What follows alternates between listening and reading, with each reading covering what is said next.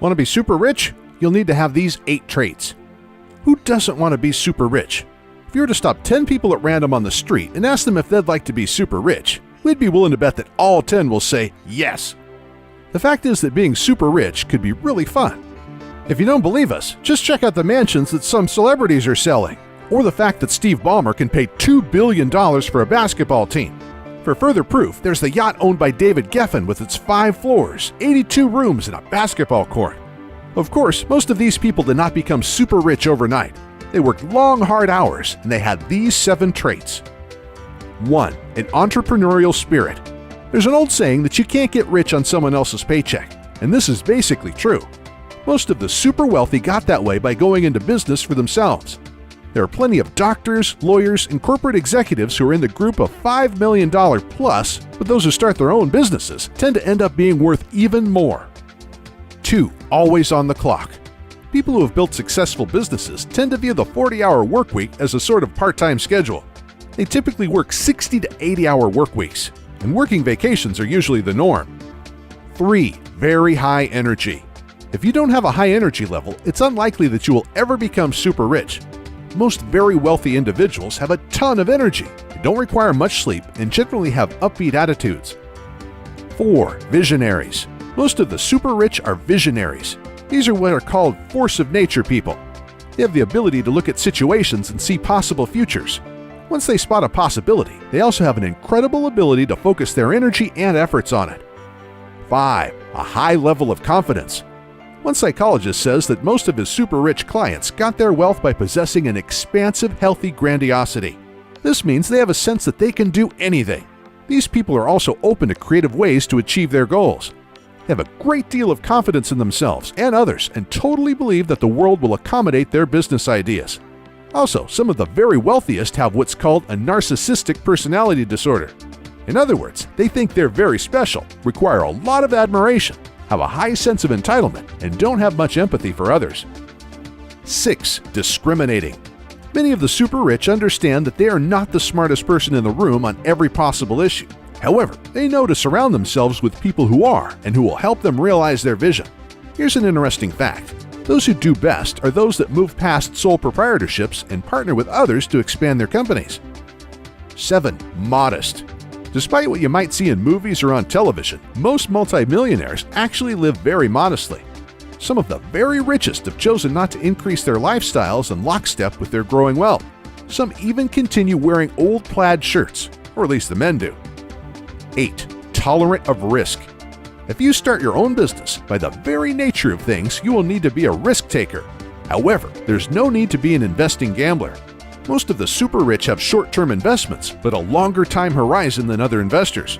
Like Warren Buffett, they will invest in a stock or companies, then stick with it as long as it makes sense to them. However, they won't go all in on one bet. Of course, there's always the one person who bets it all on something, gets lucky, and then gets out. However, this is not the recipe that works for most people. Get started on the road to being super rich. As noted above, if your true goal is to become super rich, your best bet is to start your own company. Of course, there's a negative to this, and that's the fact that in most cases, you won't have money to start that venture. As many people have discovered, you can have the greatest idea in the world since the internet, but if you don't have the money to put it into effect, you're doomed to failure. The good news is that there is now a way to raise money to fund your amazing idea. It's called crowdfunding. What is crowdfunding? This is where you collect money from backers, that's the crowd, to fund your initiative. This is usually done on an internet platform. Your initiative could be anything from a nonprofit to fund schools or emergency funds for an ill person to creating and selling a new product. It could even be for financing your startup company. As you might guess, crowdfunding models require a number of participants. This includes the people such as yourself that propose the idea or project to be funded, and then the crowd of people who support your proposal. 450 platforms. As of 2 years ago, there were more than 450 crowdfunding platforms. Of course, if you have a project you want to crowdfund, you will need to do your own due diligence in order to determine which platform would be best for you depending on your project. This is because there are some important differences in the services provided by the different crowdfunding platforms. As an example of this, Crowdcube and Seedrs are both designed to help small companies issue shares over the internet and then receive small investments from registered users in return.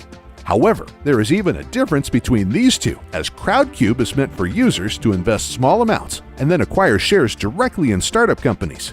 On the other hand, Seedrs pools funds to invest in new businesses as what's called a nominated agent. Other platforms such as Cellaband and Kickstarter replace traditional intermediaries such as venture capitalists. They link project initiators, designers, and new artists with committed supporters who believe strongly in the persons behind the projects and provide monetary support. Recent Kickstarter projects. As an example of projects that were successfully launched on Kickstarter, there was the Pebble e-paper watch for Android and the iPhone. The total amount pledged by supporters of this project was $10,845,000. A total of $8,596,474 was pledged in a Kickstarter campaign in support of Ouya, a new type of game console. A role-playing game titled Project Eternity raised $3,986,929, and Form 1, an affordable professional 3D printer, garnered $2,945,885 in crowdfunding. As you can see from these examples, the initiatives that do best on Kickstarter tend to be those in the technology sector. But don't despair if your idea does not fit in this category. The movie Gosnell was crowdfunded on the platform Indiegogo, as was Canary Home Security and the health scanner Scanadu Scout. The movie Road Hard was crowdfunded on the platform Fund Anything, and the Tesla Museum found its crowdfunds on Indiegogo. But the net of this is if you have a brilliant idea and the ability to sell it to others, you could get crowdfunding, turn your dream into a reality, and be well on your way towards becoming super rich. If you need help with credit card debt, National Debt Relief offers a free debt consultation to help with credit card problems. Call 888-866-0778 or visit nationaldebtrelief.com today.